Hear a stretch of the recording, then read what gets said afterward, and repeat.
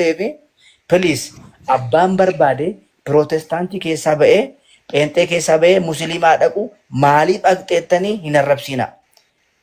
Maaliif deeme Amaanu'eel jedhee peejii kiyyaatti poostii godhee arrabseen beekon. Maaliif Abdiin Raggaasaan deeme jedhee Abdii Raggaasaatiin arrabseen beeku. Abdii Raggaasaa irratti viidiyoo baay'eetu hojjetamee ture.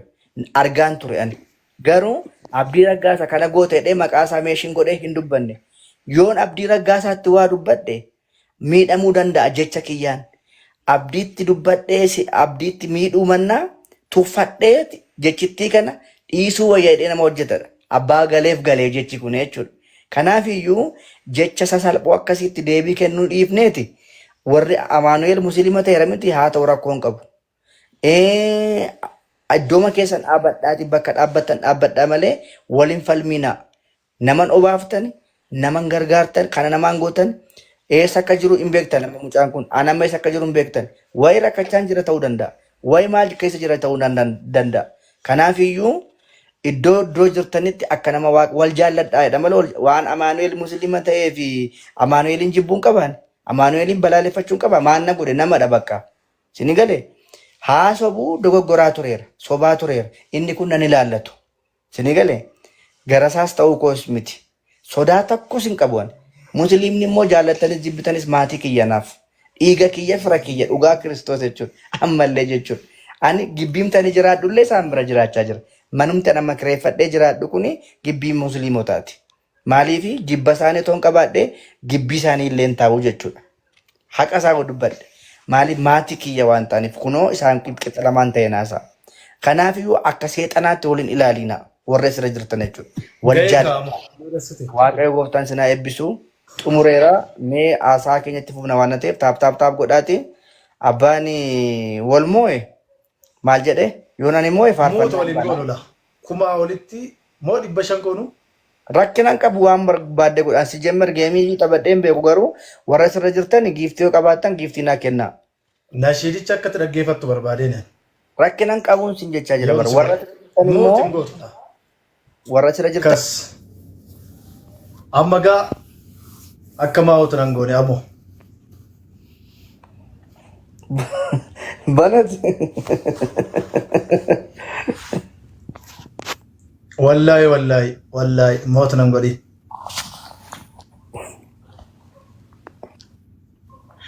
نهاد النربي خالق قلتي غافا اسلام من بكديمو غه من نرغر كبدي دميا ارغوتا غافا مقرب قلتي غافا وانت وينو هندي بكغه انا تيجي انا ما قد لك شفت خالقاتي غافا قول ربي وانو في والغه ظالم نخاهني اكن جرته انسان صدا ملي والغله غبه يا غمچونا ما Thank you Ifa. ربي نسافته ارغي نسريدني نوبدا سديني رحمتك تيني فارون كربيتي يونما مفارسه ديني ساقه كنرانو بس غلطك قلبي كي نعم اسلام نقبو ان في تودس كلام مليون بكتو برس ديني فقير وان كم نغني يوم سي ديني سوري سافي سوال كتس كان دي قراجا ولت توكم سي كان حمزه بلال ولت بول امو ادموتي كبنا Miyuutiin tun jiru maal ta'e muudii qabatu. Miyuutiin godhiin kaa qaali miyuutiin godhiin kaa moo dhugaa? Miyuutiin taane dhugaa maal taate?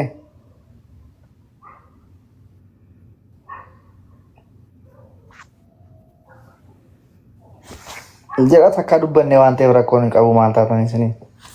حمله دوم كرسه لا لا قلبي داني نبدا فتديني رحمتك ديني قالني ربي دا يوم ممدما كان الرنبوسي كرا دين اسلام ربي نتقبر كينيا توكيتما امني اسلام كان غمنا غما قران سنبيين كينيا سكسما Qiblaan keenya tokkicha naannoftu saalama seerri isaa deemsisaa yaadni isaa tokkuma hunda walitti yoo waraabbate iyyuu jechuudha silma faarfannaa la godhaati gadhiisa rakkinaan qabu namni rabbitti amane guri qadaaddiin qabu la sadarkaa imaanii qofaa wal jaalama sadarkaa imaanaa kan beeku rabbuma hin qabu shakkuma amoon koomenti keessan argaan jiru waan ta'eef isaan barreessinaa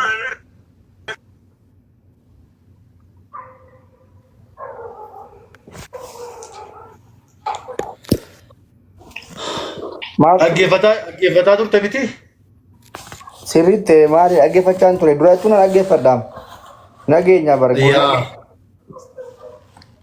yaa karaa tokko walii yaadna daqiiqaa tokko qofa aggeeffatta jechisaa gochisaa faallaa diinii taanaan eessaa tola namni haalli isaa hammaannan wal diiguu dhihaata wal jaaruun jabaannan walitti asidoomee keessaa wal hinaafnaan borii ofii dagataa harruma jiraannan obbolummaan hafeemtu walii yaadnaan karaa wal qaqqabuun walitti barbaannan maaltu tola lamu haalli toluu baannan yaa obboleewwan koo harrumatti yaanna dafnee ummiizanna diini islaamaatiin nu badhaaftee diini rahmata keetiin laka alhamdu rabbi arjooma keetiin nu badhaaftee diini rahmata keetiin laka alhamdu rabbi arjooma keetiin nu badhaaftee diini rahmata keetiin akkas uummanni kee dhagee yoo jiraate harrumatti yaanna waa'ee diinii kana waa'ee dhugaa kana waa'ee islaamummaa kana harrumatti yaanna harrumatti yaada warra achi jala jirtan kanuma okay ayyeettaa hundi isaanii du'aa isii gochaa jiru habiibii amma deebita inshaallah sin jechaa hundi isaanii amma deebita maalo nama akkasii karatu tun islaama qabate jechaa jiru tun islaamummaa qabate namni akkasii kun maalo jechaa ayyeetti yaadash yaadi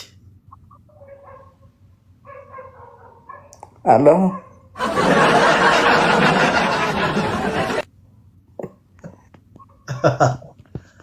tap tap gora yaadi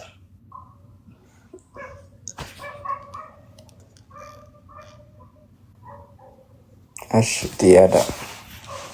tiada numti kesan harrumatti yaaduu qabda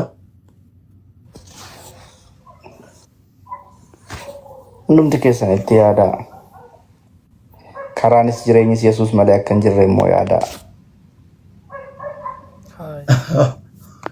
Alecho, eso es el manual. Ya gajelcho.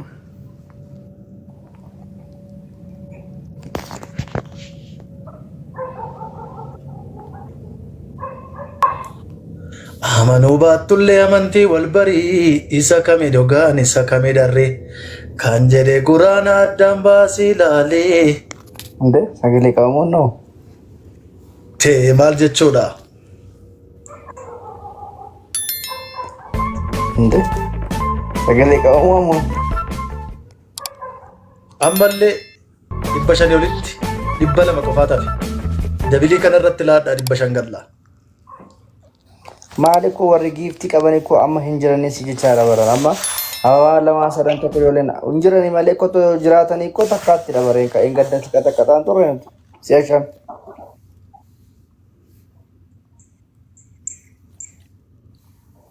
nu badaaftee diini rahmata keetiini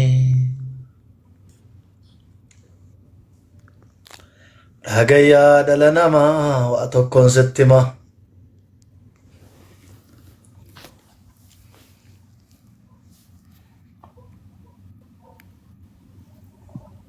taaf godha please namni yoo dhugaa kanaan qajeele malee gara koo dhufuu hin danda'u jedha rabbiin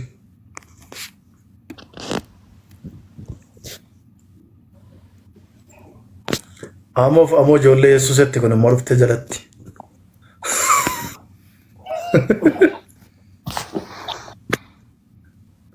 of safuu dhabbo 500 gashaa abaaboo lama darbadhaa banaati cabsaati 100 dabalaa 500 gashaa faarfachuu biraa.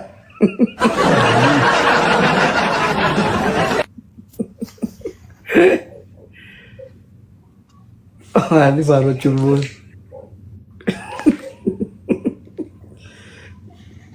Faarfachuu. Faarfannaa mana jibbisiisana.